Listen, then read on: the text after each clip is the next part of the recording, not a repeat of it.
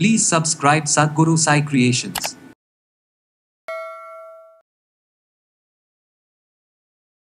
கேன்சர்ங்கிறது இங்கே ஒரு சாதாரண வியாதி. காது வழியாகவும் இந்த கிருமி அழிக்குது, மூக்கு வழியாகவும் அழிக்குது. காதில் நீங்கள் மருந்து ஊற்றுறது ஊற்றாது உங்கள் சௌரியம், ஊற்றுனீங்கன்னா அந்த வழியாகவும் அழிக்குது. வாயில் நாக்கு கடியை கொடுக்குறோம், அந்த வழியாகவும் அழிக்குது. தொப்புள் ஊற்றி தேய்க்குறோம், அந்த வழியாகவும் அழிக்குது. ஒரு தடவை பேஸ்ட்டு போட்டால், நான் படித்தது தான் சொல்கிறேன் சார், ஏன்னா பேஸ்ட் கம்பெனிக்கார சண்டைக்கு வந்துடுவேன் சரியா. ஒரு தடவை பேஸ்ட்டு போட்டால் 9 சிகரெட் குடித்ததுக்கு சமம். இந்த சிகப்பணுக்கள், வெள்ளையணுக்கள், தட்டையணுக்கள் எல்லாம் எங்கே உற்பத்தி ஆகுதுன்னா போன் மேரோன்னு சொல்லுவாங்க, எலும்பு மஜ்ஜை. அங்கே தான் இந்த நமக்கு தேவையானது சிகப்பணுக்கள், வெள்ளையணுக்கள் எல்லாமே அங்கே தான் உற்பத்தி ஆகும். 100 நாளில் செத்துருன்னு சொல்லிக்கிறோம். அப்போ இந்த உற்பத்தி ஆகிற இடத்துல போய் இந்த கிருமி உட்காந்துருச்சுன்னா உற்பத்தி ஆகிற சிகப்பணுக்கள் பூரா இது சாப்பிட்ரும். இது பார்க்குறதுக்கும் வெள்ளையணுக்கள் மாதிரி இருக்குது, குணமும் வெள்ளையணுக்கள் மாதிரி இருக்குது, ஆனால் வெள்ளையணுக்கள் அல்ல. அதை மட்டும் அழிச்சா இந்த 14 வியாதியும் இல்லை. அதை மட்டும் எப்படி தனியாக அழிக்கிறது, அதுதான் இந்த மூலிகை. க்யூரிங் 4 வாரம் தான்.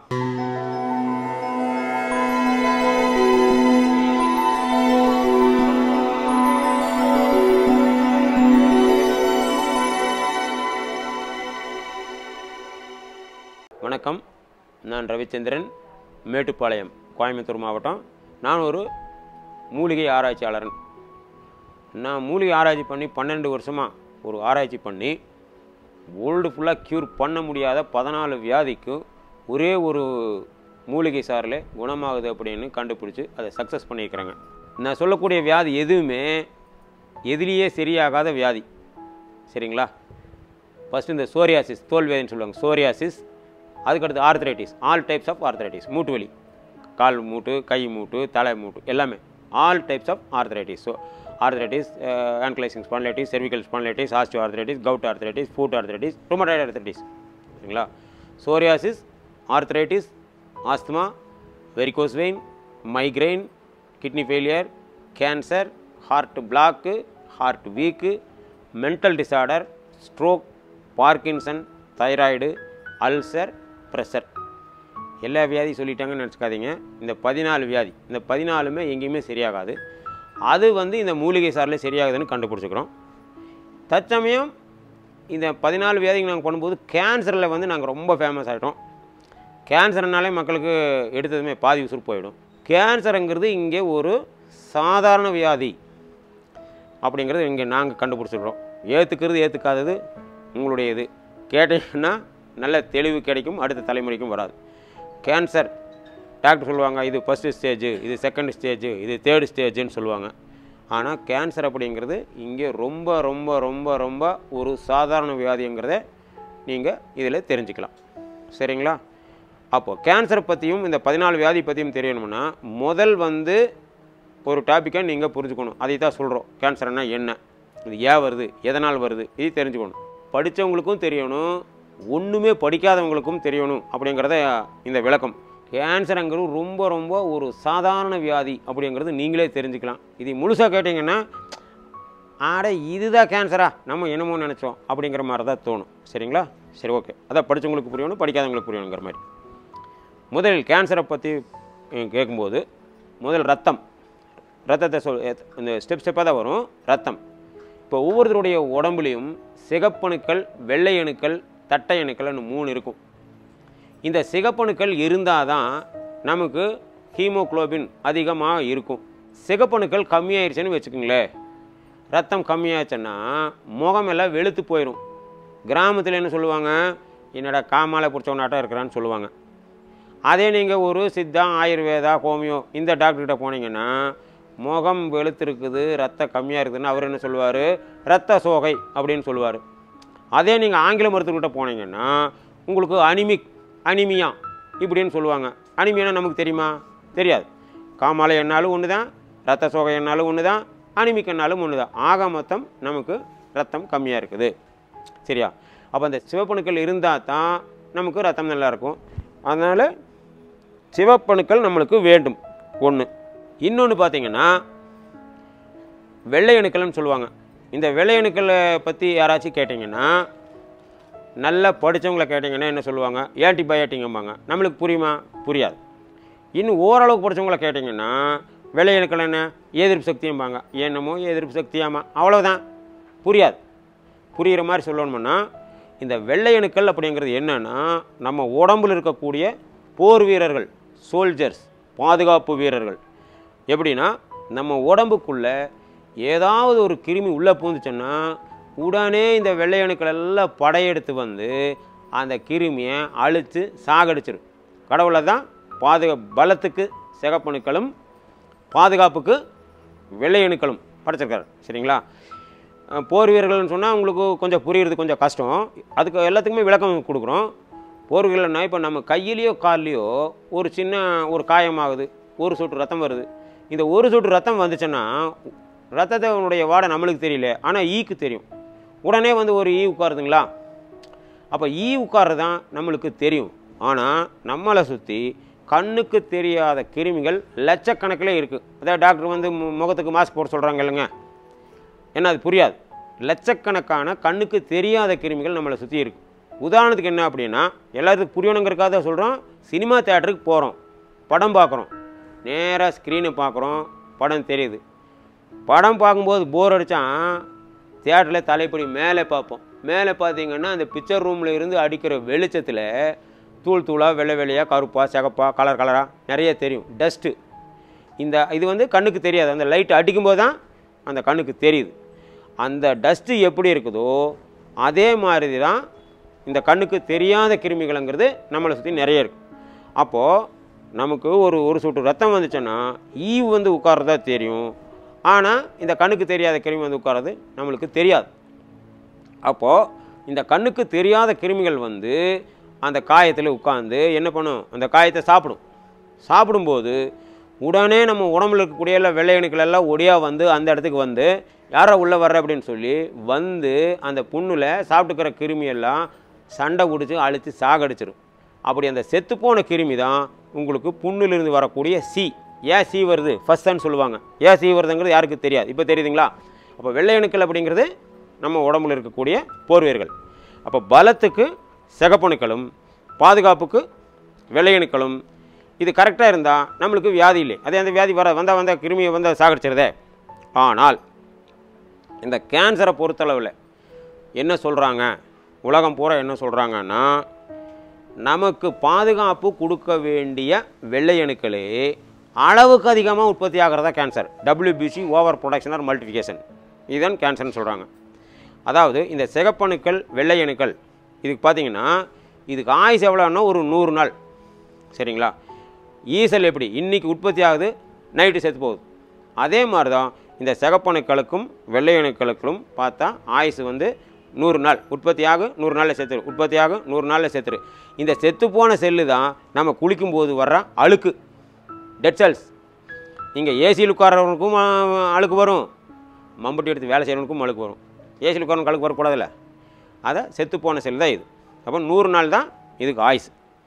அப்போது உலகம் பூரா என்ன சொல்கிறாங்க, இந்த கேன்சரை பொறுத்தளவில் இந்த வெள்ளை அணுக்கள் அளவுக்கு அதிகமாகிறதா கேன்சர் அப்படின்னு ஒருத்தர் சொல்கிறார். நமக்கு பலத்துக்கு ஒரு 10 சிகப்பணுக்களும் பாதுகாப்புக்கு 10 வெள்ளை அணுக்களும் இருந்தால் நம்மளுக்கு ஒன்றும் இல்லை. ஆனால் உலகம் பூரா என்ன சொல்கிறாங்க, இந்த வெள்ளை அணுக்கள் அளவுக்கு அதிகம் தான், சிகப்பணுக்கள் 10 வெள்ளை அணுக்கள் 15 இருக்குதுன்னு வச்சுக்கோங்களேன், இதை கேன்சருங்க சொல்கிறாங்க.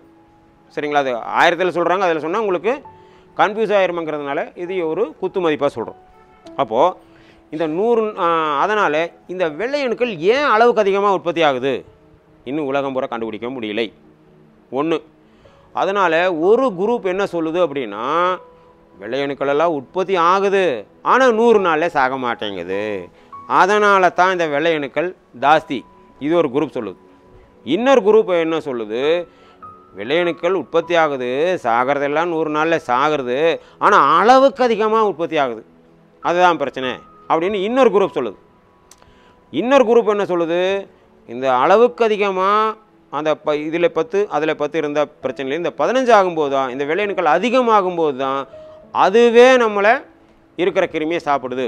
இது இங்கிலீஷில் என்னென்னு சொல்கிறாங்க, ஆட்டோ இம்யூன் டிசீஸ். இது யாருக்கும் புரியாது. ஏன்னா படித்தவங்களுக்கு இன்னமும் ஆட்டோ இம்யூன் டிசீஸ் யாருக்காவது தெரியுமா? தெரியாது. நமக்கு பாதுகாப்பு கொடுக்க வேண்டிய செல்லை நம்மளை அழிக்குது. இதுக்கு இன்னையா மருந்து கொடுக்குறது? இதனால தான் மருத்துவ உலகம் கன்ஃபியூஸ் ஆகிட்டு இருக்குதுங்க. சரிங்களா? நீங்களே சொல்லுங்கள். இப்போது வெள்ளை அணுக்களினுடைய வேலை ஏதாவது ஒரு கிருமி வந்தால் அதை சண்டை பிடிச்சி அழிக்கிறதா. இப்போ அது சாகாமல் பெருசாக நிறையா இருக்கும் அப்படிங்கும்போது ஆப்போசிட்டாக வேலை செய்கிறோம். அப்போ 100 நாள் ஒருத்தர் வாட்ச்மேன் வேலை பார்த்துட்டு இருந்தவன் 110வது நாள் முதலாளியை போட்டு தள்ளுவானா? புரியுதுங்களா? வெள்ளை அணுக்கள் நம்ம ஆப்போசிட்டாக வேலை செய்யுது. இதனால தான் இது எதனால் அதிகமாகுதுன்னு தெரியல. இதை எப்படி இந்த அதிகமாகிறத மட்டும் தனியாக அழிக்கிறது அதுவும் தெரியல. அதனால தான் இந்த மருத்துவ உலகம் திணறிட்டு இருக்குது.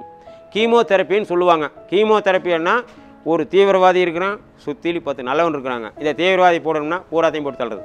இதுதான் கீமோதெரப்பி. அப்போ ஒரு மருந்து கொடுக்கும்போது இதில் ஒரு 10 நல்லது சாகுது, 10 கெட்ட கிருமியும் சாகுது. அப்புறம் மீண்டும் 4 கீமோ 5 கீமோன்னு சொல்கிறாங்க. அதுக்கு அடுத்தது மீண்டும் வரும். இது கீமோதெரப்பி.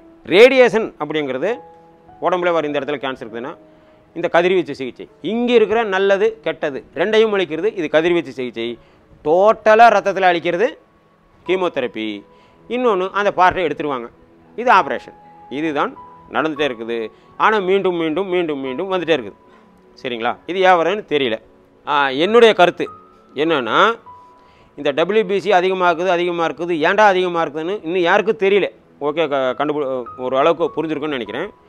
சரி, என்னுடைய ஆராய்ச்சி என்னென்னா, நம்மளுக்கு சிகப்பணுக்கள் வெள்ளை அணுக்கள் இது கரெக்டாக தான் இருக்குது. அப்போ இவங்க சொல்கிறாங்களே வெள்ளை அணுக்கள் அதிகமாக இருக்குதுன்னு சொல்கிறாங்களே, அது வெள்ளை அணுக்களே அல்ல. ஏன்னா திருப்பி இது கேட்டுங்க, அப்போ தான் புரியும். அது வெள்ளை அணுக்களே அல்ல. இது ஒரு கெட்ட கிருமி. இது அடையாளம் காண முடியாத ஒரு கெட்ட கிருமி. எப்படின்னா, அதான் புரியுற மாதிரி சொல்கிறதுனால உங்களுக்கு டைம் இருக்கும், கேட்டிங்கன்னா உங்களுக்கு தான் நல்லது. இப்போ லேடிஸ்க்குன்னு ஒரு மீட்டிங் போடுறோம், மகளிருக்கான ஒரு மீட்டிங்கு நாங்கள் போடுறோம். ஒரு 100 பேர் வாங்க அப்படின்னு ஒரு இன்விடேஷன் கொடுக்குறோம்.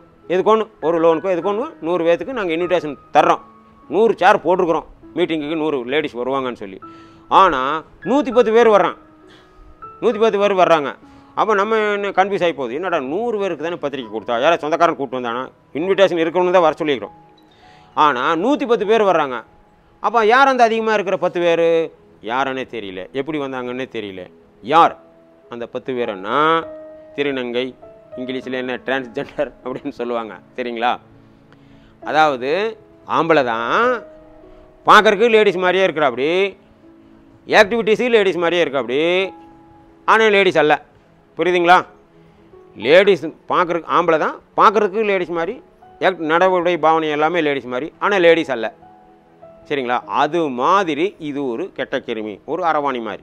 இது பார்க்குறதுக்கும் வெள்ளையணுக்கள் மாதிரி இருக்குது, குணமும் வெள்ளையணுக்கள் மாதிரி இருக்குது, ஆனால் வெள்ளையணுக்கள் அல்ல. அதை மட்டும் அழிச்சா இந்த 14 வியாதியும் இல்லை. அதை மட்டும் எப்படி தனியாக அழிக்கிறது, அதுதான் இந்த மூலிகை. அதை மட்டும் அழிக்கிறது அப்படிங்கிறத நான் 12 வருஷம் ஆராய்ச்சி பண்ணி நான் கண்டுபிடிச்சிருக்கிறேன். 14 வியாதிக்கும் இந்த கிருமி ஒன்று தான். இந்த ஒன்றை அழிச்சா 14 இல்லை. இப்போது ஓரளவுக்கு புரிஞ்சிருக்குன்னு நினைக்கிறேன். அந்த கெட்ட கிருமியை அந்த ஒன்றை அழிச்சா, அடையாளம் கண்டு அழிச்சா சரியாக போகும். அதை அடையாளம் கண்டு அழிக்கிறது தான் இந்த மருந்து. எப்படி இந்த மருந்து அதை மட்டும் அடையாளம் கண்டு அழிக்குது அப்படின்னா, கொசு வெரைட்டி சொல்கிறோம்.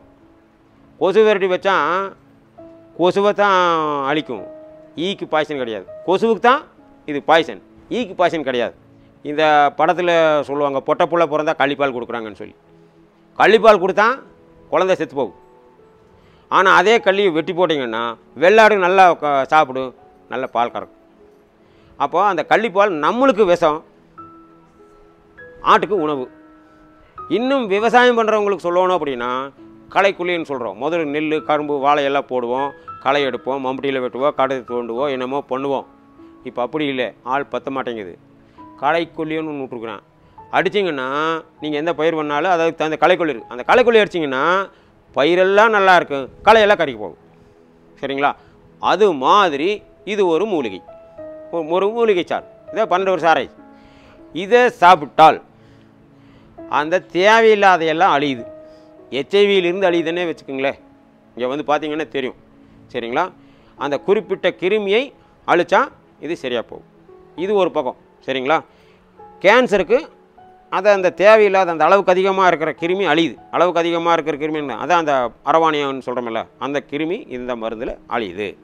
ஓகே, இது ஒரு பக்கம் வச்சுங்களேன். கேன்சரை பற்றி முதல் தெரிஞ்சுக்கணும்னா, ஏன்னா இன்னும் யாரும் தெரியல. கேன்சரை பற்றி நீங்கள் தெரியணும்னா நீங்கள் டாக்டர்கிட்ட போனால் எல்லா டெஸ்ட்டும் எடுத்து கடைசியில் தான் கேன்சர்னு சொல்லுவாங்க. முதல் நீர் கட்டின்னு சொல்லுவாங்க, ஃபைப்ராய்டு கட்டின்னு சொல்லுவாங்க, கடைசியில் தான் கேன்சர் கட்டின்னு சொல்லுவாங்க, கொழுப்பு கட்டின்னு சொல்லுவாங்க. காரணம் ஏன் இதை சொல்ல முடியல அப்படின்னா, இந்த கேன்சர் அப்படிங்கிறது ஒரு மனுஷனுக்கு எடுத்ததுமே தெரியாது. பல ஆயிரம் கோடி செல்களாக அதிகரிக்கும் போது தான் இது கேன்சருங்கிறது தெரியும். கொஞ்சம் நஞ்சா இருந்தால் தெரியாது.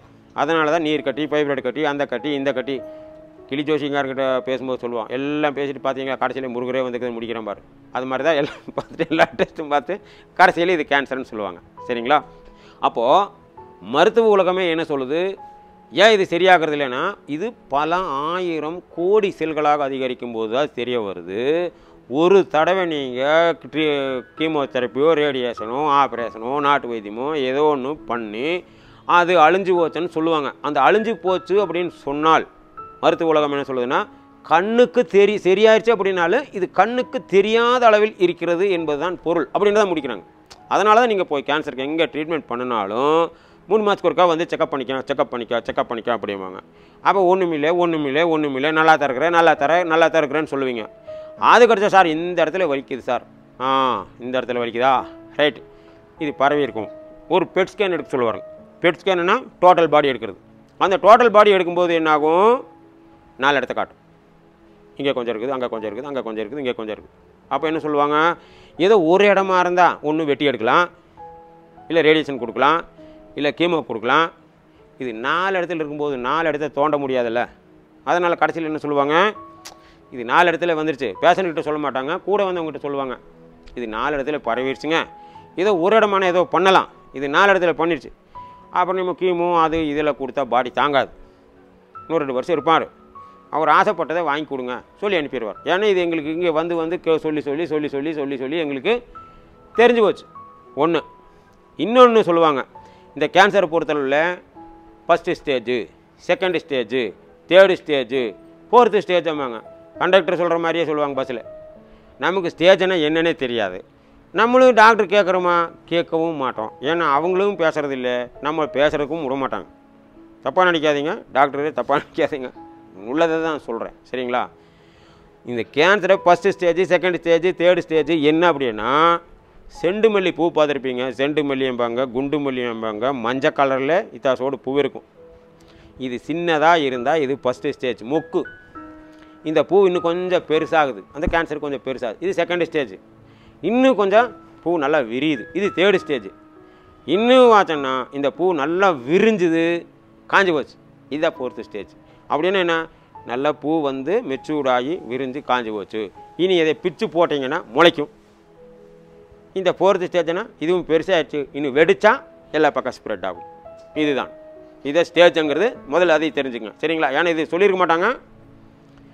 ஒன்று, ஏன் இந்த கேன்சர் பல ஆயிரம் கோடி செல்களாக அதிகரிக்கும் போது தான் தெரிய வரும். ஒருக்கா சரியாயிடுச்சுன்னா சரியாயிடுச்சுங்கிறது அர்த்தமல்ல, அது கண்ணுக்கு தெரியாத அளவில் இருக்கிறது என்பதன் பொருள். அப்போ கண்ணுக்கு தெரியாத அளவில் இருந்தால் நம்மளுக்கு தெரியாது. இப்போ நான் மேட்டுப்பாளையம், நீங்கள் சென்னை, அமெரிக்கா, ஆஸ்திரேலியா, இப்படி உலகம் பூரா நம்ம இருக்கிறோம். நம்ம எப்படி உலகம் பூரா அண்ணன், தம்பி, மாமா, மச்சா இருக்கிறோமோ, இந்த கிருமிக்கும் சொந்தக்காரனெல்லாம் இருப்பானா இல்லையா? ஒரு கிருமி தானே உற்பத்தி ஆகுதில்லை, அதுக்கு அம்மா, அப்பா, மாமன், மச்சான், அண்ணன், தம்பியா இருக்குமா இல்லையா? அதனால் நம்ம உடம்பு தான் இது அமெரிக்கா, இது ஆஸ்திரேலியா, இது கோயம்புத்தூர், இது மேட்டுப்பாளையம். நீங்கள் இங்கே இருக்கிற சொந்தக்காரன் நீங்கள் அடிச்சிட்டிங்கன்னா, மாமன் இங்கே இருப்பான், மச்சான் இங்கே இருப்பான், பையன் இங்கே இருப்பான், அவன் எல்லாம் மைனராக இருப்பான், அவன் கண்ணுக்கு தெரிய மாட்டான். ஒரு 6 மாதம், ஒரு 6 வருஷம் கழுத்து இந்த மைனர் என்னவா மேஜர் ஆகிடுவான். மேஜர் ஆகவன் உள்ளே இருப்பான், வெளியில் வரமாட்டான். வெளியில் வந்து அவனுக்கு கடையை வைக்கும்போது தான் பார்த்தியா 4 ஸ்டேஜில் 4 இடத்துல வந்துருச்சு. இதான் கடைசியில் என்ன சொல்கிறாங்க, பெட் ஸ்கேன் எடுக்க சொல்லுவாங்க. சரிங்களா? ஓகே, இது ஸ்டேஜ். இன்னொன்று கேன்சரை பொறுத்தளவில், ஏன்னா முழுசாக கேட்டிங்கன்னா தான் உங்களுக்கு தெரியும். முதல்ல சிஸ்ட்டுன்னு சொல்லுவாங்க, அதுக்கு அடுத்தது டியூமர்னு சொல்லுவாங்க, அது கடைசியில் இமேஜில் காட்டுறோம். இன்னொருத்தருக்கு கேன்சர்னு சொல்லுவாங்க. இந்த 3 தான். நீர் கட்டியும்பாங்க, ஃபைப்ராய்டு கட்டியுங்க, இப்படி சொல்லுவாங்க. நீர் கட்டின்னு சொல்கிறாங்கன்னு வச்சுக்கோங்களேன், நம்ம வயிற்றுல ஃப்ரிட்ஜாக மாட்டிக்கிறோம் நீர் கட்டி ஆகிறதுக்கு. கேட்க முடியுமா டாக்டரே? கேட்க முடியாது. நீர் கட்டி, போ. கொழுப்பு கட்டி, போ, அவ்வளோதான். சரிங்களா? என்ன அப்படின்னா கேன்சரை பொறுத்தளவில் சொல்கிறோம், எல்லா கேன்சரும் ஒன்று தான். எங்ககிட்ட கேட்பாங்க, சார் மார்பிள் இருக்கிற கேன்சர் சரி பண்ணுவீங்களா, மார்பிள் இருக்கிற டியூமர் சரி பண்ணுவீங்களா, பிரெயினில் இருக்கிற டியூமர் சரி பண்ணுவீங்களா, பிரெயினில் இருக்கிற கட்டி சரி பண்ணுவீங்களா, இந்த கேன்சர் கேன்சர்னா ஒன்று தான். அதாவது ஒரு காயமாகுதுன்னு வச்சுக்கோங்களேன், கையிலானா கை காயம், காலிலானா கால் காயம், தலையிலானா தலை காயம், காயம் ஒன்று தான், வேறு தான் வேறு. அதே மாதிரி தான் இந்த கேன்சரும். சரிங்களா? இன்னும் லேடிஸ் பாஷையில் சொல்லணும், புரிகிற மாதிரி சொல்லணும் அப்படின்னா, மாவு ஒன்று தான். இந்த மாவை லேசாக ஊற்றினா என்னங்கிறோம், ரோஸ்ட்டுங்கிறோம், பேப்பர் ரோஸ்ட்டு. சரிங்களா? இந்த ரோஸ்ட் அப்படிங்கிறது தான் ஆஸ்துமா. அதாவது இந்த கிருமி நுரையீரலில் லேசாக பரவி இருக்குது. ஒன்று, இந்த லேசாக பரவும்போது நம்மக்கிட்ட இருக்கிற வெள்ளை அணுக்கள் எல்லாம் போய் என்ன பண்ணுது, அதை சண்டை பிடிச்சி அழிக்குது. அல்லது அந்த 100 நாளில் ஆயுசு முடிஞ்சு அந்த கிருமி சாகுது. அந்த நுரையீரலில் செத்து போன கிருமி என்ன வரும், சளியாக தானே வரும். அதனால தான் இந்த எதிர்ப்பு சக்தி அவங்களுக்கு நிறைய இருக்குதுன்னா இந்த கேன்சர் செல்ஸ் உற்பத்தி ஆகுது. நம்மக்கிட்ட இருக்கிற நல்ல செல்லு போய் அதை அழிக்குது. அழித்த செல்லு சளியாக மாறுது. இவன் லொக்கு லொக்கு லொக்கோன்னு எரிமி துப்பவும் வரவுக்கும் செலவுக்கும் தேலியாய்க்குது. அப்போது இந்த ரோஸ்ட் அப்படிங்கிறதான் ஆஸ்துமா. இப்போ அதே மாவை இன்னும் கொஞ்சம் சின்னதாக ஊற்றுறோம். சின்னதாக ஊற்றுனா என்ன சொல்கிறோம், இட்லின்னு சொல்கிறோம். ஒன்று தான், புரியுதுங்களா? இட்லின்னு சொல்கிறோம். இந்த இட்லி தான் என்ன சொல்கிறாங்க இங்கிலீஷில் கட்டி, டியூமர்னு சொல்கிறாங்க. பிரெயினில் டியூமர், பிரஸ்ட்டில் டியூமர், கிட்னியில் டியூமர், ஓவரியில் டியூமர். சரிங்களா? இட்லிங்கிறது தான் டியூமர். இப்போது அதே மாவை ஒரு ஜல்லடையில் ஊற்றி இந்த லட்டு மிக்சர் பண்ணுறோமில்ல, பூந்தியாக பண்ணுறோம். அதே மைதை போட்டால் பூந்தியாது. இந்த பூந்தி தான் என்ன சொல்கிறான், கிட்னியில் சிஸ்ட்டு, ஓவரியில் சிஸ்ட்டு, பிரெயினில் சிஸ்ட்டு. புரியுதுங்களா? அப்போ சின்னதாக இருந்தால், இந்த மாவு ஒன்று தான் சொல்லிக்கிறேங்க, சின்னதாக இருந்தால் சிஸ்ட்டு, மார்பில் சிஸ்ட்டு. இந்த சிஸ்ட்டை நீ காட்டுறதுக்கு சங்கடப்பட்டீங்கன்னா அதே டாக்டர் சொல்கிறாங்க, இந்த கையில் எடுத்து இந்த மார்பு இப்படி தேய்ச்சி பார்த்துங்க, செக் பண்ணிக்கங்க, கட்டி வருதான்னு. சரிங்களா? அப்போது சின்னதாக இருந்தால் அந்த பூந்திங்கிறதா சிஸ்ட்டு. நீங்கள் சிஸ்ட்டை பார்க்காம இருந்தீங்கன்னா இது என்ன ஆகும், டியூமராக மாறிடும். அதான் இட்லியாக மாறிடும். அதுதான் டியூமர். நீங்கள் இட்லியும் பார்க்காம விட்டீங்கன்னா ஊத்தாப்பமாக மாறிடும். இதுதான் கேன்சர். புரியுதுங்களா? கேன்சருங்கிறது ஒரு சாதாரண வியாதி. அது சொல்லிட்டு இருந்தால் இன்னும் நிறைய இருக்குது. இந்த தனிப்பட்ட கிருமியை அழிச்சா சரியாக போகுமா இல்லையா, அதை அழிக்கிறது தான் இப்போ நாங்கள் பண்ணுறது. சரியா? அது எப்படி அழிக்கிறது அப்படிங்கிறத இப்போ சொல்ல போகிறோம். இது ஒரு மூலிகை சார். இந்த மூலிகை சார் தான் இது அழிக்குது அப்படின்னு கண்டுபிடிச்சிருக்கிறோம். சரிங்களா? இப்போ இங்கே ஸ்டேஜ் சொல்லுவாங்க, first stage, second stage, third stage, fourth stage, இப்படியெல்லாம் சொல்லுவாங்க. ஆனால் இங்கே ஸ்டேஜ் எல்லாம் கிடையாது. கிருமி ஒன்று தான். 10 பேர் இருந்தாலும் ஒன்று தான், 100 பேர் இருந்தாலும் ஒன்று தான். அப்படிங்கிறது மாதிரி இந்த ஜூஸு அந்த கிருமியை அழிக்குது. அந்த கிருமிக்கு பாய்சனே வச்சுக்கோங்களேன். சரிங்களா? நான் சொன்னேன்ல, கொசு வெரைட்டி பற்றி, அதை பற்றி, இதை பற்றி எல்லாம் சொல்லும்போது இது அந்த கிருமியை மட்டும் அழிக்குது.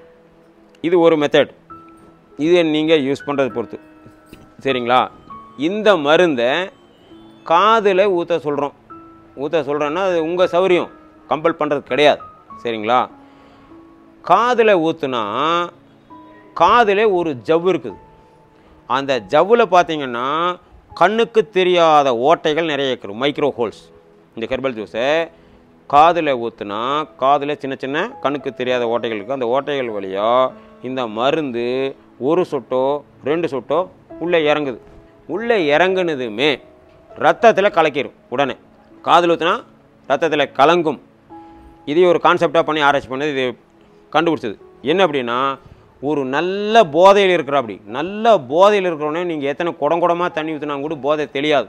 ஆனால் 4 சொட்டு சுத்தமான தேங்காய் எண்ணெயை காதில் ஊற்றினீங்கன்னா 20 நிமிஷத்தில் அவனுக்கு போட்ட மப்பு எல்லாமே காணாமல் போயிடும். சரிங்களா? அதனால தான் அந்த காலத்தில் என்ன பண்ணாங்க, எல்லாம் ட்ரெடிஷ்னல் வச்சு தான் இது ஆராய்ச்சி பண்ணுது. அந்த காலத்தில் என்ன பண்ணாங்க, வாரத்துக்கு ஒருக்கா நல்லெண்ணெய் ஊற்றினாங்க காதில். சரிங்களா? அது இங்கே டாக்டர் வேண்டாங்கிறாங்க. இது பழங்காலத்து வைத்தியம். சரிங்களா? ஊற்றணும் ஒன்றும் ஆகலை.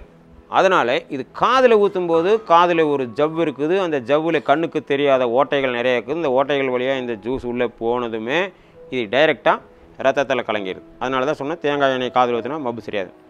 ரத்தத்தில் கலங்குனதுமே உடனே நம்ம ரத்தத்தில் இருக்கிற வெள்ளையணுக்கள்லாம் ஒடியாக வருது. பாதுகாப்பு வீரர்கள்னு சொல்லியிருக்கிறோம். இந்த வெள்ளையணுக்கள் எல்லாம் என்ன பண்ணுது, உடனே எல்லாம் இங்கே காதுகிட்ட வருது. டே ரத்தத்தில் ஏதோ வந்துருச்சு வாங்க வாங்க வாங்கன்னு எல்லாம் இந்த காதுகிட்ட வரும்போது வரும்போது இந்த ரத்தத்தில் வரும்போது என்னமோ ஒரு ஜூஸு தாடாக வந்திருக்குது அப்படின்னு எல்லாமே இந்த ஜூஸை சாப்பிட்டுக்குது. அப்படி சாப்பிட்டால் இந்த ஜூஸு அந்த குறிப்பிட்ட கிருமிக்கு பாய்சன். அப்படி நம்மளுடைய ரத்தம் இந்த பக்கம் 20 நிமிஷம், இந்த பக்கம் 20 நிமிஷம் மாறி மாறி தான் சுற்றும். அப்போ இந்த காதில் ஊற்றும்போது இங்கே இருக்கிறதெல்லாம் ஒடியாக இங்கே செத்து போகுது. இந்த காதில் ஊற்றும்போது இங்கே இருக்கிறதெல்லாம் இங்கே செத்து போகுது. ஆனால் 20 நிமிஷம் கணக்கு சொல்கிறாங்க. ஆனால் நம்ம மருந்து கொடுக்கும்போது ரத்தம் இந்த பக்கம் சுற்றுதா அந்த பக்கம் சுற்றா நமக்கு தெரியாது. அதனால் என்ன பண்ணுறோம், இந்த காதில் ஊற்றிக்கோ, 20 நிமிஷம் அந்த பக்கம் சுற்றிட்டு இருக்குதுன்னு வச்சுக்கோங்க, கடைசியில் இந்த பக்கம் வந்தானே ஆகணும். அதனால் என்ன பண்ணுறோம், ஒரு 25 நிமிஷமாக வச்சுக்கோ. அந்த பக்கம் சுற்றினா இந்த பக்கம் வந்து தானே ஆகணும், எந்த பக்கம் சுற்றுன்னு தெரியாது. அப்போ இந்த காதில் ஊற்றும்போது இந்த பக்கம் வரும்போது இப்படி, இந்த பக்கம் வரும்போது இப்படி, அந்த குறிப்பிட்ட கிருமிக்கு மட்டும் பாய்சன் அப்படின்னு சொல்லி இந்த வழியாக ஒன்று அழிக்குது. இன்னொன்று என்ன சொல்கிறோன்னா, இந்த மருந்தை எல்லா டாக்டரும் மருந்தை குடிக்க சொல்லுவாங்க. இந்த மருந்து சாப்பிடு, இந்த மாத்திரை சாப்பிடு, இந்த கஷாயத்தை குடி, ஹோமியோவில் எல்லாத்துலேயும் சொல்லுவாங்க. ஆனால் நான் என்ன சொல்கிறேன், இன்னும் 12 வருஷம் ஆராய்ச்சியில் இந்த ஜூஸை வாயில் ஊற்றி 10 நிமிஷம் நாக்கு கடியை வச்சுட்டு முழுங்கிக்கோ. நீ முழுங்கினாலும் சரி, நீ துப்புனாலும் சரி. காரணம் என்னன்னா, இந்த நாக்கு கடியே 2 சுரப்பிகள் இருக்குது, கிளாண்ட்ஸ். இது என்ன பண்ணுதுன்னா, இந்த நாக்கடியை கொடுத்ததுமே டக்குன்னு பிளட்டில் கலக்கிடு. உதாரணத்துக்கு இப்போ பான்பராக் போடுறான், குட்கா போடுறான், புகையில போடுறான், முழுங்குனான்னா வாந்தி வந்துடும். நாக்கு கடியை வச்சுக்குவாங்க, உதடு கடியை வச்சுக்குவாங்க. ஏன்னா இங்கே 2 கிளாண்ட்ஸ் இருக்குது, டக்குன்னு எடுத்து பிளட்டில் கலக்கிது. வெத்தலை வாக்கு போடுறோம், 10 நிமிஷம் ஒருத்தங்க புதுசாக போடுறவங்களுக்கு தலை சுற்றுதான், முழுங்குறதே இல்லை. எப்படி தலை சுற்றுது? ஒன்று, நீங்கள் டாக்டர்கிட்ட போனால் கூட ஹார்ட் அட்டாக் டாக்டர்காரருக்கு போனால் நீங்கள் மாத்திரை ரெடியாக வச்சுக்க சொல்லுவாங்க. ஏதாவது உங்களுக்கு ஒரு சிம்டம் பண்ணால் டக்குன்னு மாத்திரை எடுத்து நாக்கடி தான் வைக்க சொல்லுவாங்க. ஏன்னா நாக்கடியே கிளான்ஸ் இருக்குது, சட்டார்னு எல்லா பக்கம் பரப்பிடும். நீங்கள் முழுங்குனீங்கன்னு வச்சுக்கிங்களேன், அது போய் ஜீரணமாக இருக்குள்ள நம்ம போய் சேர்ந்துருவோம். சரியா? அதனால தான் இந்த மருந்தை வாயில் ஊற்றி நாக்கு கடியை 10 நிமிஷம் கழித்து முழுங்கினாலும் சரி துப்புனாலும் சரி இங்கே வச்சாலே எடுத்துடும். ரெண்டு வழியாச்சா. மூணாவது, இந்த ஜூஸை தொப்புல ஊற்றி தேய்ச்சிக்கோ சொல்கிறோம். தொப்புல ஊற்றி ஏன் தேய்ச்சிக்கோ சொல்கிறோம் அப்படின்னா, இதுவும் ஒரு பாரம்பரிய வைத்தியத்தினுடைய அடிப்படையில் எடுத்தது தான். இப்போ உடம்பு சூடு பிடிச்சிருச்சு, எங்காச்சும் போகிறோம், சூடு பிடிச்சிருச்சு. சூடு பிடிச்சோன்னா யூரின் சுட்டாக வரும், நீர் கடுப்பும்பாங்க. சூடு பிடிச்சிடணும், ஒவ்வொரு ஏரியாவில் ஒவ்வொன்று சொல்லுவாங்க. அந்த சூடு பிடிச்சா நீங்கள் என்ன தான் மாத்திரை சாப்பிட்டாலும் மருந்து சாப்பிட்டாலும் கேட்காது, லேட்டாகும். ஆனால் 4 சொட்டு விளக்கெண்ணெய் எடுத்து தொப்புள்ள வச்சிங்கன்னா 3 நிமிஷத்தில் அந்த சூடு சரியாக போகும். காரணம், இந்த தொப்புள்ள இந்த ஆயுர்வேதம் இந்த பழைய முறைப்படி இந்த தொப்புள்ள 7200 நரம்புகளுக்கும் இங்கே கனெக்ஷன். சரிங்களா? நம்ம உருவாகிறதே தொப்புள்ள தான். அதனால் இந்த ஜூஸை தொப்புள்ள வச்சிங்கன்னா இது எல்லா பக்கம் ரீச் ஆயிடும், அந்த பக்கமும் அழியுது. அதுக்கு அடுத்தது இன்னொரு மெத்தடு சொல்கிறோம். இந்த ஜூஸ் இந்த சாறு அந்த குறிப்பிட்ட கிருமிக்கு பாய்சனுங்கிற மாதிரி, விஷமங்கிற மாதிரி. அப்போது இந்த விஷத்தினுடைய காற்று மூலியமாகவும் இதை அழிக்க முடியும். இப்போது யோகாவில் போகிறோம், நல்லா மூச்சு பயிற்சி பண்ணுங்கன்னு சொல்கிறாங்க. நல்லா மூச்சு பயிற்சி பண்ணும்போது என்ன ஆகுது, ஆக்சிஜன் எல்லா கை விரல் கால் விரலுக்கு எல்லாம் போகுதுன்னு சொல்கிறாங்கல்ல. அதனால தான் இந்த மருந்தை இந்த ஜூஸை ஒரு கண்டெய்னரில் ஊற்றி அதுக்கு மீன் தொட்டிக்கு வர ஒரு மோட்டரை மாட்டி உள்ளே அது கலக்குது. காற்று வெளியே போய் அந்த ஜூஸை கலக்குது. கலக்கும்போது அந்த மூலிகை கலந்த காற்று வெளியில் வருது. அது மூக்கு வழியாக போகும்போது ஆக்சிஜன் மாதிரி எல்லா பக்கம் போய் அந்த கிருமி எங்கே இருந்தாலும் அழிக்குது. இன்னொன்று, காதுக்கு இழுக்கக்கூடிய பவர் அதிகம். இது 99 பேருக்கு தெரியாது. நானும் எல்லாரையும் கேட்டு பார்த்தாச்சு.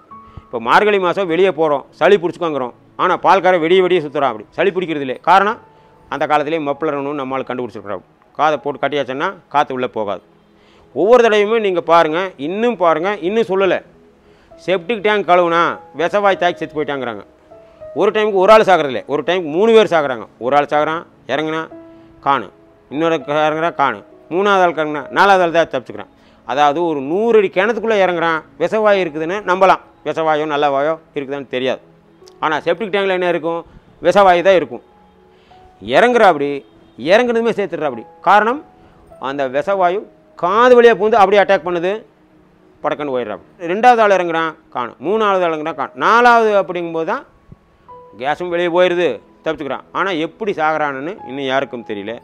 காதுக்கு இழுக்கக்கூடிய பவர் அதிகம். அதனால தான் இலங்கையில் கடைசியாக விஷக்குண்டு வீசினா அது வெடிக்காது, சவுண்டும் வராது. ஆளுங்க நிற்கிற இடத்துல எல்லாம் போட்டு போயிட்டான். அந்த விஷவாய் அங்கேயே நின்றுட்டு இருந்தது, போகிறவனெல்லாம் கொத்து கொத்தாக செத்து போயிட்டான். அப்போ காதுக்கு இழுக்கக்கூடிய பவர் இருக்குது. அதனால தான் இங்கே நீங்கள் பார்த்துருப்பீங்க, ஒரு ஃபில்டரில் இந்த ஜூஸை ஊற்றி அந்த மீன் தொட்டியினுடைய மோட்டரை மாட்டும்போது அந்த காற்று உள்ளே போய் அது கலக்குது. இந்த 2 எடுத்து டாக்டர் மாதிரி நீ காதில் மாட்டிக்கோ. ஆஸ்பத்திரி போனால் டாக்டர் தான் மாட்டிகிட்டு இருப்பார், இங்கே வந்து பேஷண்ட்டு மாட்டிகிட்டு இருப்பாங்க. காதில் மாட்டிக்கோ, மூக்கில் மாட்டிக்கோ. 1 மணி நேரம் மாட்டினீங்கன்னா அந்த குறிப்பிட்ட கிருமிக்கு இது பாய்சன் கேஸ், சரிங்களா? அப்போது காது வழியாகவும் இந்த கிருமி அழிக்குது, மூக்கு வழியாகவும் அழிக்குது. காதில் நீங்கள் மருந்து ஊற்றுறது ஊற்றாது உங்கள் சௌரியம், ஊற்றுனீங்கன்னா அந்த வழியாகவும் அழிக்குது. வாயில் நாக்கு கடியை கொடுக்குறோம், அந்த வழியாகவும் அழிக்குது. தொப்புள் ஊற்றி தேய்க்குறோம், அந்த வழியாகவும் அழிக்குது. அது மாதிரி வடிவேல் சொன்ன மாதிரி இப்படி சுற்றிலி கேட்டை போட சிக்கி தானே ஆகணும். ஒன்று மருந்தே நாங்கள் அழிக்கிறது இல்லை, இந்த நாம் அழிக்கிறது இல்லை. இந்த மூலிகை கொடுத்தா கிருமியாக வந்து செத்து போகுது. அதாவது எலிக்கு விஷம் வைக்கிறோம், எலியாக வந்து செத்து போகுது. இதான் ஒரு உதாரணம், ஓகேங்களா? அதனால தான் இங்கே கேன்சருங்கிறது ஒன்று தான். சின்னதாக இருந்தாலும் ஒன்று தான், பெருசாக இருந்தாலும் ஒன்று தான், எந்த ஸ்டேஜாக இருந்தாலும் ஒன்று தான். கிருமி ஒன்று தான். இந்த ஒன்றை அழித்தால் ஓகே. இந்த அழிக்கிறதுக்கு வந்து இந்த மூலிகை சாறு வந்து அந்த குறிப்பிட்ட கிருமிக்கு ஒரு பாய்சனே வச்சுக்கோங்களேன். பாய்சன் இருந்தால் தானே அந்த கிருமி அழியும். நான் பாய்சன்னு சொல்லலை, பாய்சன் மாதிரி இருந்தால் தானே அழியும். அதனால தான் என்னங்கிறோம், இந்த 3 நாளைக்கு டயட் சொல்கிறோம். காரணம், இப்போ ஊருக்குள்ளே ஒருத்தர் பாய்சன் குடிக்கிறோம். அப்படி பாய்சன் குடித்தா என்ன பண்ணுறோம், உப்பையும் புளித்தான் கரைச்சி ஊற்றுறோம். உப்பும் புளியும் சேர்ந்தால் வாந்தி எடுக்குன்னு சொல்லுவாங்க. ஆனால் வாந்தி எடுக்கிறதில்ல, உப்பும் புளியும் சேர்ந்தால் விஷத்தை எடுத்துரும். அதனால தான் இதுவும் ஒரு வகை அந்த குறிப்பிட்ட கிருமிக்கு ஒரு பாய்சன் டைப் தான். அப்படிங்கிறதுனால தான் இந்த ட்ரீட்மெண்ட் எடுக்கிற 3 நாளைக்கு உப்பு புளி சேர்த்தாத, சரிங்களா? அப்போ இந்த மூலிகை வந்து மனிதனுக்கு நல்லது, மற்ற கிருமிகளுக்கு ஆகாது. இது கொடுத்ததில் HIV-காரன்னு அந்த CD4 கவுண்ட்ஸ்னு சொல்லுவாங்க, killer cells and helper cells. அதை போய் தான் இந்த HIV கிருமி அழிக்குது. இந்த சாறு எடுக்கும்போது அந்த killer cells helper cells CD4 கவுண்ட்ஸ்னு சொல்லுவாங்க, அது இன்க்ரீஸ் ஆகுது. இங்கே கேன்சர்காரருக்கு கொடுக்கும்போது இந்த அளவுக்கு அதிகமான வெள்ளை அணுக்கள் எல்லாம், தேவையில்லாத வெள்ளை அணுக்கள், அந்த கவுண்ட்ஸ் அதிகமாக இருக்கிறதெல்லாம் அழியுது. ஆக மொத்தம் இது மனிதனுக்கு நல்லது, அந்த கிருமிகளுக்கு ஆகிறதில்லை. இது பார்த்திங்கன்னா இது நல்லா இருக்கிறவனும் எடுக்கலாம், நல்லா இல்லாதவனும் எடுக்கலாம். இது ஒரு வகை, சரிங்களா? இது எப்படி எடுக்குதுன்னு சொல்லிட்டோம். ஆனால் இந்த கேன்சர் ஏன் வருது அதை கொஞ்சம் தெரிஞ்சுக்கங்க. கேன்சர் ஏன் வருதுன்னா, இந்த கேன்சர் செல்ஸ்ன்னு சொல்கிறோமில்ல, இது எல்லார் உடம்புலையும் இருக்குது. நான் படித்ததை தான் சொல்கிறேன். இது எல்லாருடைய உடம்புலையும் இந்த செல்ஸ் இருக்கும். நம்மளுடைய இம்யூன் சிஸ்டம்னு சொல்லுவாங்க, நம்மளுடைய ரத்தம் கெட்டாச்சன்னா இது எகிறதுக்கு ஆரம்பிக்கும். வாழ்க்கையில் ஒவ்வொருத்தருடைய வாழ்க்கையிலையும் இந்த செல்லு 6லிருந்து 7 தடவை வெளியே வர்றதுக்கு பார்க்கும். வடிவேல் சொன்ன மாதிரி நானும் ஊருக்குள்ளே வரேன், நானும் ரவுடி தான் அப்படிங்கிற மாதிரி. அப்போ நம்முடைய பலம் நல்லா இருக்கிற வரைக்கும் இது வெளியே வர்றதில்லை. நம்மளுடைய பலம் கெடும்போது தான் இது வெளியே வருது. நம்ம பலம் கெடுறதுக்கு என்ன காரணம் அப்படின்னா, சாப்பிட்ற உணவு. நீங்கள் சொல்கிற மாதிரி சாப்பிட்ற உணவுனா எல்லோரும் எங்கே சார் போகிறது, அவனவனே தான் பயிர் பண்ணணும். நம்ம சாப்பிட்ற உணவில் இருக்கிற பாய்சன்.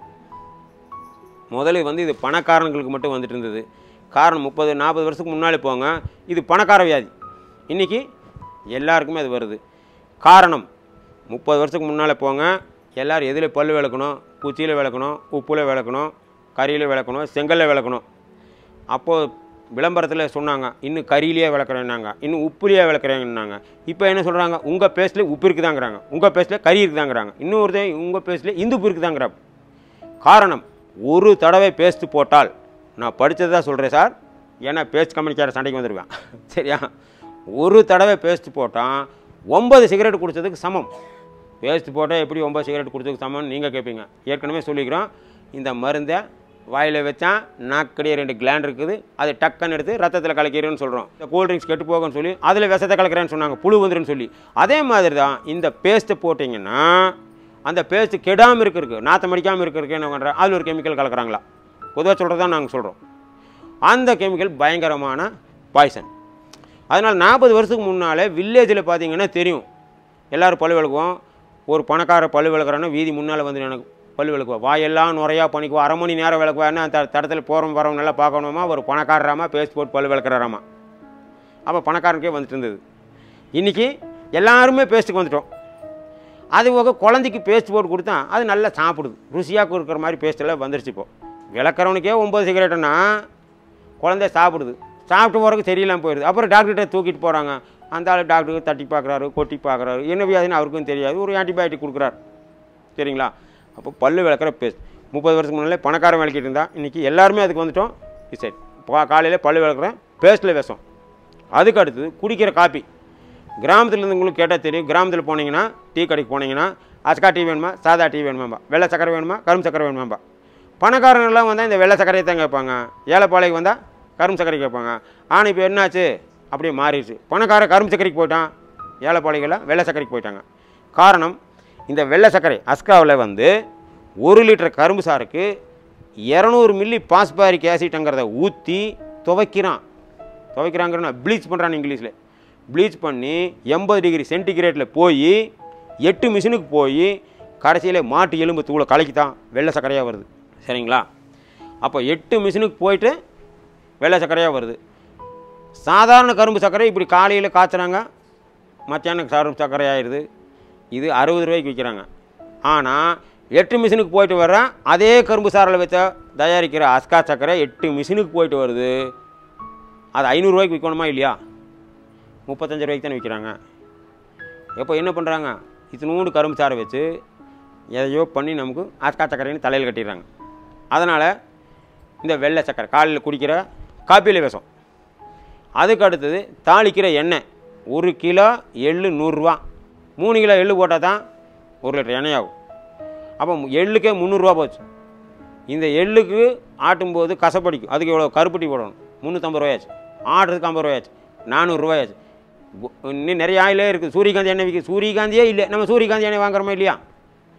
சூரியகாந்தி காய்ச்சி பார்த்துருக்குறீங்களா?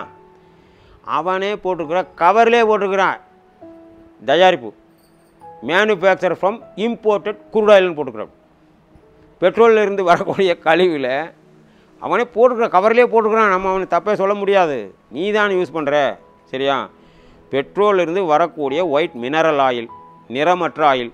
இதில் கடலெண்ணெய் சென்ட்டை சேர்த்துனா கடலெண்ணெய், தேங்காய் எண்ணெய் சென்ட்டுனா தேங்காய் எண்ணெய், நல்லெண்ணெய் சேர்த்துனா நல்லெண்ணெய். அப்போது தாளிக்கிற எண்ணெயில் விஷம். அதாவது பால் வாங்குற 2 சொட்டு பாதாம் எசன்ஸ் போட்டால் பாதாம் பால், 2 சொட்டு ரோஸ் மில்க் போட்டிங்கன்னா ரோஸ் மில்க். அது மாதிரி தான் எல்லா எண்ணெயும் ஒன்று தான். சரிங்களா? அப்போ குடிக்கிற காப்பியில் விஷம், தாளிக்கிற எண்ணெயில் விஷம், பல்லு விளக்குற பேஸ்ட்டில் விஷம், அது போக இன்னும் நிறைய விஷமெல்லாம் நிறைய இருக்குங்க.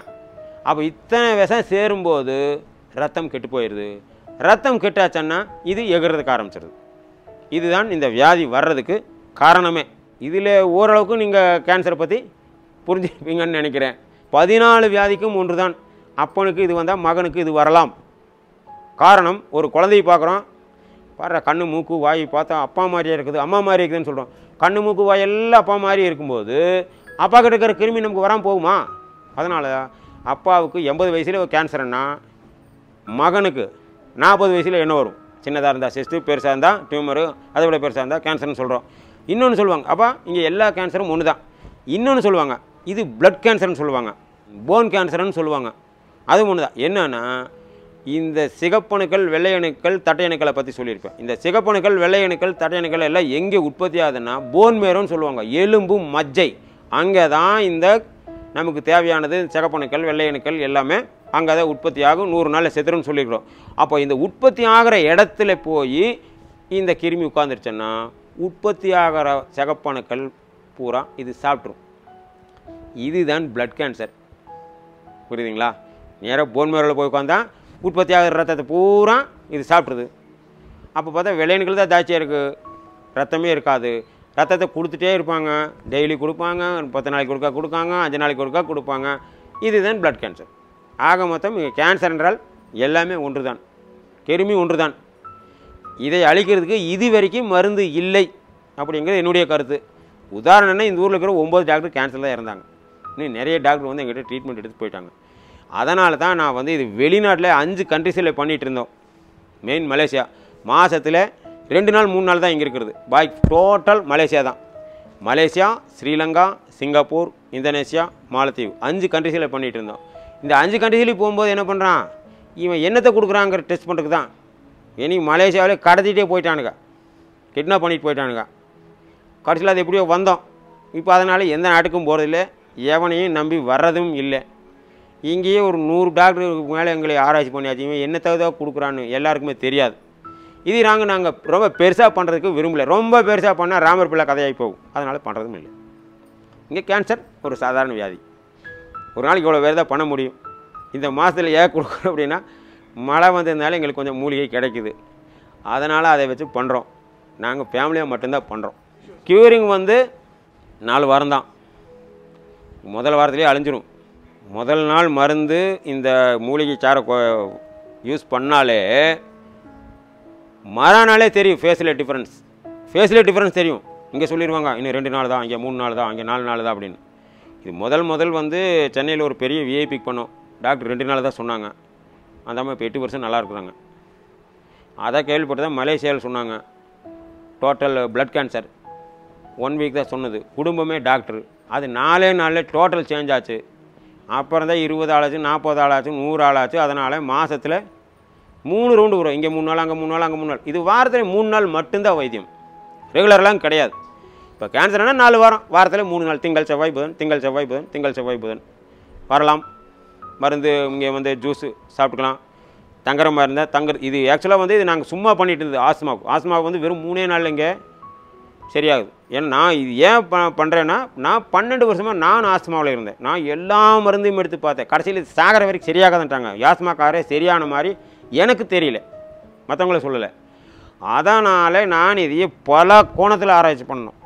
ஊருக்குள்ளே எப்படி கொடுக்குறான், ஏன் காதில் ஊற்றுறான், ஏன் மூக்கில் கொடுக்குறான், ஏன் இதை பண்ணுறான், ஏன் தொப்புள் ஊற்றுறான், இதையெல்லாம் போட்டு கலவையாக போட்டு ஒரு எனக்கு மலையில் இருக்கிறவங்க ஆதிவாசி அவங்க இவங்களை அவனை ஆஸ்பத்திரியே போகிறான், அவங்களையெல்லாம் வச்சு இது கண்டுபிடிச்சது நான். இது என்னுடைய சொந்த ஆராய்ச்சி. எனக்கு ஆஸ்துமா சரியானதுனால என்னுடைய தொழில் வேறு. இதே மக்களுக்கு இலவசமாக பண்ணிகிட்டு இருந்தது.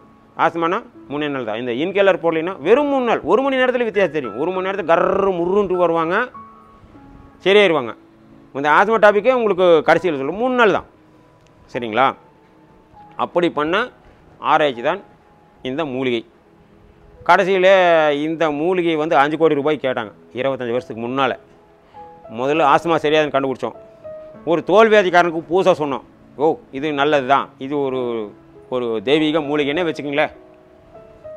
சோரியாசிஸ் சரியாச்சு. ஒருத்தருக்கு மூட்டு வலிக்கு இது பண்ணிங்க, இந்த மாதிரி மூட்டு வலி சரியாச்சு அப்படிங்கிறது யாருமே ஒத்துக்க மாட்டாங்க. மூட்டு வலி சரியாகிறது இன்னும் இது வரைக்கும் சரியான மாதிரி இல்லை.